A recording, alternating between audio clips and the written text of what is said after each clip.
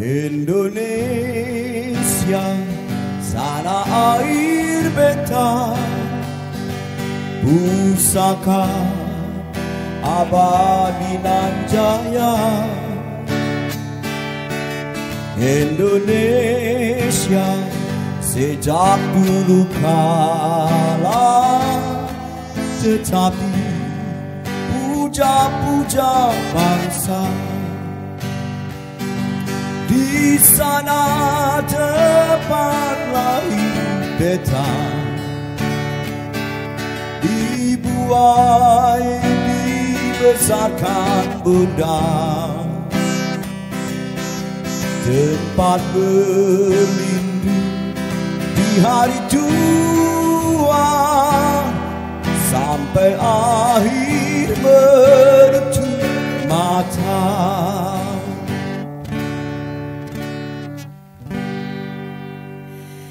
Iya, saya ambil mic-nya dulu ya teman-teman. Oke, teman-teman semuanya, salam jumpa dengan saya Bro Rudal, sahabat-sahabat saya, teman-teman saya dimanapun teman-teman berada. Mudah-mudahan semua dalam keadaan sehat walafiat, jaga kesehatan, pikiran damai, insya Allah badan akan sehat. Gitu ya teman-teman semuanya. Teman-teman, kali ini saya sebenarnya tidak ingin bernyanyi, tapi saya hanya ingin membuka tadi dengan sebuah lagu bertemakan kebangsaan ya.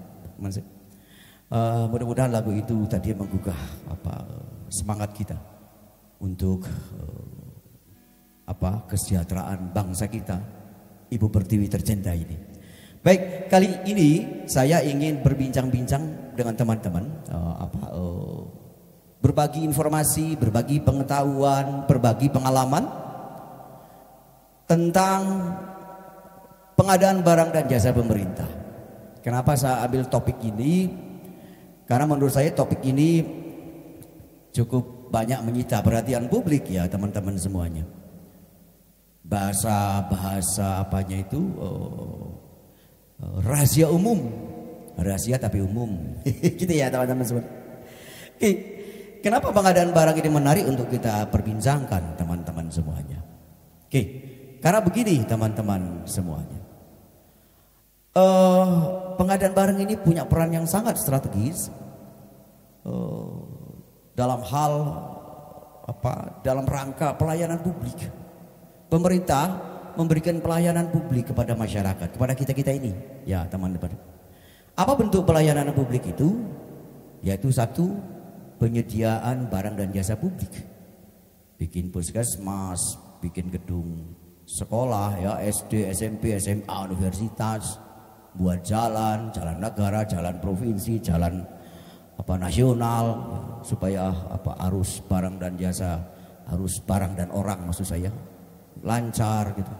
Para petani bawa hasil pertaniannya sampai di pasar dengan cepat, tidak busuk di jalan karena jalannya bagus gitu kira-kira ya teman-teman semuanya.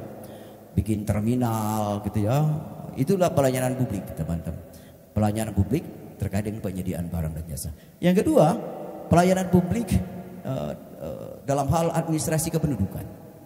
Ngurus KTP, surat nikah, terus apa lagi? Kena lahir atau akte kelahiran. Itu gitu ya. Itu adalah pelayanan pemerintah di bidang kependudukan. Yang ketiga, ada pelayanan pemerintah di bidang perizinan. Ya, pemerintah memberikan pelayanan mau bikin izin usaha, mau izin mendirikan bangunan, terus apa lagi ya? Banyak izin-izin yang lain, teman-teman, izin lingkungan dan segala macam ya. Itulah pelayanan publik yang dilakukan oleh pemerintah. Nah, semua itu tentunya membutuhkan barang dan jasa, gitu ya. Barang dan jasa. Ya. Nah, untuk itu ya teman-teman semuanya, belanja pemerintah yang digunakan untuk pelayanan publik itu ya, kalau kita lihat di APBN ada belanja barang dan jasa, ada belanja modal. Untuk belanja barang dan jasa untuk operasional sama belanja untuk investasi, gitu kira-kira gitu ya teman-teman semuanya. Gitu. Dan itu jumlah anggarannya cukup besar teman-teman, besar sekali. Saya tidak punya data yang pasti, tapi ya kira-kira hampir separuh dari belanja APBN kurang lebih ya teman-teman digunakan untuk apa? Belanja barang dan jasa, belanja modal tadi. Jadi cukup besar teman-teman semuanya. Nah, untuk itu dilakukanlah yang namanya proses pengadaan barang. Ya, proses pengadaan barang. Nah, dibuatlah regulasinya. Diatur dalam sebuah peraturan perundangan, bentuknya peraturan presiden. Nah, yang sekarang ini ada peraturan presiden nomor 16 tahun 2018 tentang pengadaan barang dan jasa pemerintah. Sebenarnya pengadaan barang ini perjalanannya, pengaturannya, regulasinya perjalanannya dimulai waktu Kepres 80 tahun 2003 dulu ya. Terus itu berjalan, terus tahun 2010 berubah menjadi peraturan presiden nomor 54 tahun 2010. Jalan, akhirnya 2018 kemarin terbitlah diganti dengan peraturan presiden nomor 16 2008. Itu regulasinya teman-teman semua. Oke. Gitu ya latar belakangnya. Jadi peran yang sangat strategis tadi pengadaan barang dan jasa pemerintah terhadap pelayanan publik. Ya. Gitu kira-kira teman-teman. Nah, kalau bicara definisi pengadaan teman-teman, gitu ya kan. Menurut peraturan presiden itu bahwa pengadaan barang adalah kegiatan yang dilakukan oleh kementerian, lembaga, pemerintah daerah. Ya. Untuk mengadakan barang dan jasa. Ya, jadi barang dan jasa tadi yang saya sebutkan tadi untuk pelayanan publik ya. Berarti ada barang, ada bangun gedung ya, bangun jalan, itu berarti konstruksi, kira-kira gitu teman-teman ya.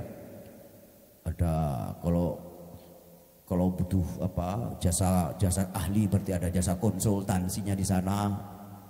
Ada jasa lainnya kalau mau apa event organizer, terus cleaning service dan segala macam ya itu ya. Jadi itu terus yang prosesnya dimulai dari apa? Dari perencanaan kebutuhan sampai barang itu diserahkan.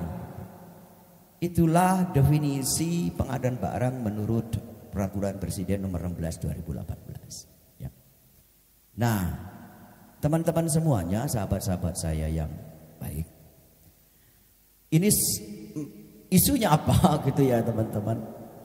Saya kira sering kita dengar di media-media lah ya, media TV, media apa di medsos ini sekarang yang lagi medsos lah. Banyak kasus-kasus gitu ya terkait dengan penyimpangan ya hubungan pengadaan barang dan jasa pemerintah. Kenapa itu terjadi? Ya ini sebenarnya sudah dari dahulu kala Bapak Ibu sekalian ya. Karena di situ ada belanja negara, jumlah uang anggaran cukup besar gitu ya. Cukup besar gitu. Sehingga potensi-potensi itu ada memang. Oleh sebab itu pemerintah membuat regulasi standarisasi ya, dalam pengadaan barang dan jasa pemerintah.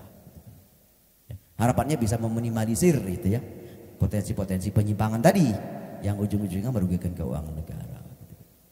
Gitu teman-teman ya. Jadi bicara soal pengadaan barang teman-teman semuanya begitu pentingnya peran pengadaan. Oleh sebab itu saya kira teman-teman mahasiswa, masyarakat, ya, lembaga-lembaga swadaya mohon juga ikut mengawasi dan mengontrol gitu ya proses pengadaan barang dan jasa pemerintah. Agar kenapa? Agar pengadaan barang betul-betul memberikan manfaat. Pengadaan yang kredibel akan mensejahterakan rakyat. Gitu kira-kira teman-teman ya.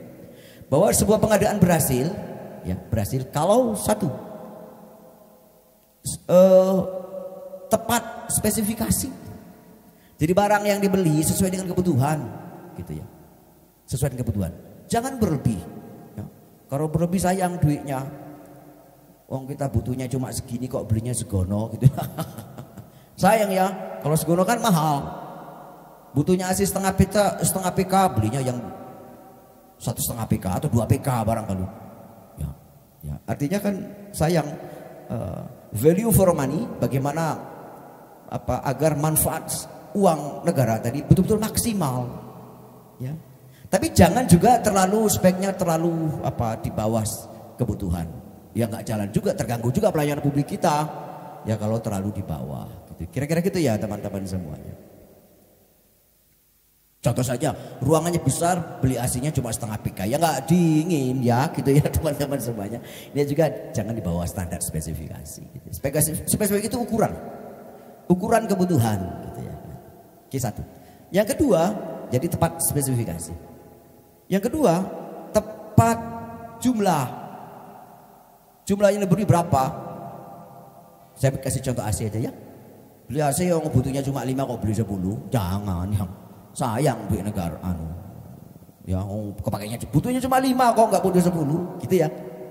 Atau jangan sampai butuh 10 cuma belinya 2, ya jangan juga ya, jangan juga itu berarti tepat jumlah ya. Pengadilan harus memberikan manfaat terhadap pelayanan publik, artinya betul-betul masyarakat nanti sebagai pemanfaat dapat memanfaatkan itu dan berdampak dan ujung-ujungnya mensejahterakan mereka ya, saudara-saudara kita di sana. Jadi tepat jumlah. Yang ketiga, tepat waktu. Nah, tepat waktu ini yang repot ini. Gak ada gunanya barang yang dibeli kalau waktunya tidak tepat pada saat dibutuhkan. Uang butuhnya sekarang Pak, kok barangnya belum dibeli, kok datangnya baru, wah kan repot ya teman-teman. Butuhnya sekarang, ya harus sekarang barang itu dibeli supaya bisa dimanfaatkan, gitu teman-teman ya. Bahwa pupuk itu dibeli kalau pada saat musim tanam. Nah musim panen nggak butuh pupuk, gitu kira ya teman-teman ya. Waktu menjadi penting. Nah ini yang masih terabaikan sekarang menurut saya, gitu kan? Terabaikan. Waktu menjadi penting. Nggak ada gunanya barang yang dibeli tidak akan memberikan manfaat apa-apa kalau waktunya tidak sesuai dengan kebutuhan. Waktu menjadi penting menurut saya. Ya. Nah yang tadi yang ketiga, yang keempat, baru tepat biaya. Ya. Biaya, ya artinya kalau bisa nawar, kalau bisa beli murah, kenapa beli mahal, gitu ya, gitu kira teman-teman ya.